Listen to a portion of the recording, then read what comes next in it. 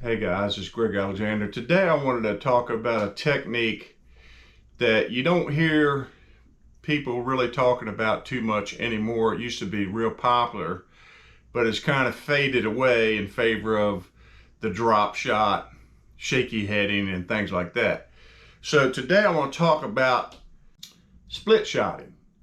Now, before you turn the channel off, I want to let you know the biggest bass I ever caught in competition was using this technique. So it catches big fish, it catches pressured fish, it catches fish that are not used to seeing something that acts like this in the water. So being curious, bass don't have hands. So when they're curious, they put it in their mouth to see what it is. So you get bites doing this technique. So with this technique, you can do it with light line or you can do it with heavy line. Now I do heavy line split shotting, which is basically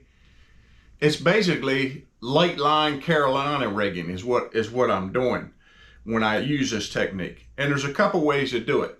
So let me put my old man glasses on here because I'm up close inside.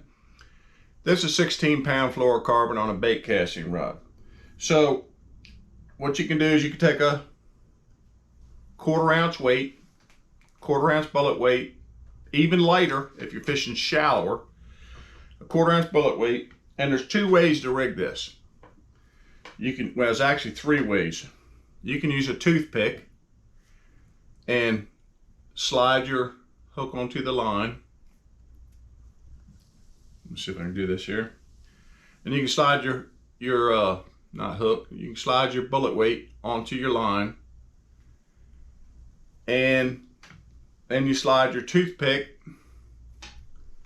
A lot of people say don't use toothpick, but I've never had any problem with the toothpick causing the line to break. Then you slide your toothpick into the hook like that and get it about where you want it on the line, and then push it in there harder and then break the toothpick off on both sides. Well, the advantage of a toothpick over, some people use the rubber inserts. Those rubber inserts, I've tried to use them. They really hold to the line really good, but it makes them hard to adjust. This toothpick, when the toothpick's in there, so you'll be able to slide that weight wherever you want it on the line, and it won't move when you cast it unless you really whip it. But then when that toothpick gets wet, it swells up a little bit and holds it a little bit better. So that's one way to do it. And then you set your leader length to what you're fishing, right? On the end, you're just going to tie a regular hook onto the end of your line, whatever bait you're throwing, round bend, EDC, EWG, which I tend to use. I don't have a lot of luck with round bend hooks. And then you set your leader length. If you're fishing low grass, you're going to be shallower rocks. If you're fishing deeper grass, you're going to fish it like a Carolina rig, 2 to 4 feet a leader. So, and then there's other ways to rig this too. You can rig it with bobber stoppers. I don't know if you all see that, bobber stoppers.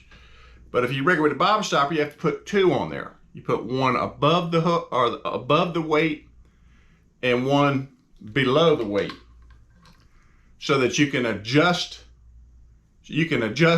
it where you want it. See, this technique, there's no swivel, there's no bead, nothing bouncing around.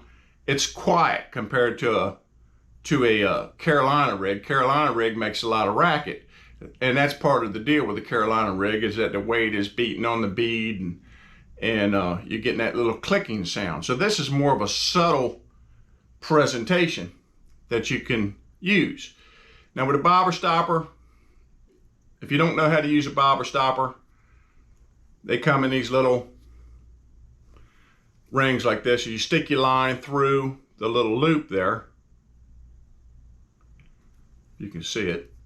You stick your line through the little loop there. I need to put my glasses back on again, and I'm not going to do it right now. And then you just pull the bobber stopper onto the line, and then you can slide that bobber stopper wherever you want it. So you put one on, put the weight on, put another one on, slide it up tight to the weight, and then you can adjust the weight again to any place you would like to have that weight on the line for what you're doing. So I'll tell you a little story here with the split shot rig. Now some people, before I do that, the split shot rig, they used to call it a split shot rig because you actually crimp a lead split shot of different weights onto the line above the hook. But, you know, crimping something onto fluorocarbon is probably not a good idea, because, you know, that's when fluorocarbon breaks, is when you put a kink into the line.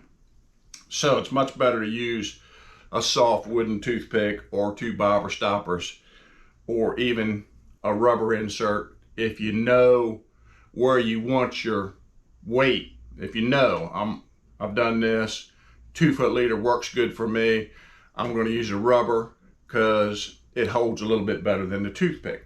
So let me tell you a story here. The very first time I ever used this rig was in Maine in a Bass Eastern or whatever it was divisional tournament on Lake Cavasacanti up there. And that lake was getting a lot of pressure. We had 18 10-man teams on that lake. The lake was only like 8 miles long. I mean, it was getting a lot of pressure. So I thought I got to do something a little bit different.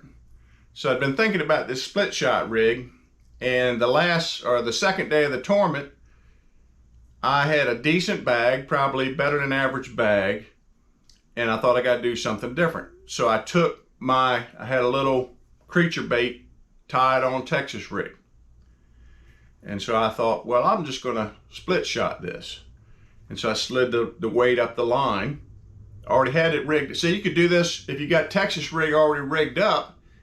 You don't have to like re-rig. You can just slide the weight up the line and put a toothpick in there. And you've got a split shot rig. So you can go from Texas rig to split shot rig like that. So that's what I did. Excuse me. That's what I did. And I look on my depth finder and I see an arch under the boat in 13 foot of water. So I dropped the split shot rig right down on this arch, jerked it up, let it go back down, jerked it up, let it go back down, jerked it up the third time, and my line got heavy.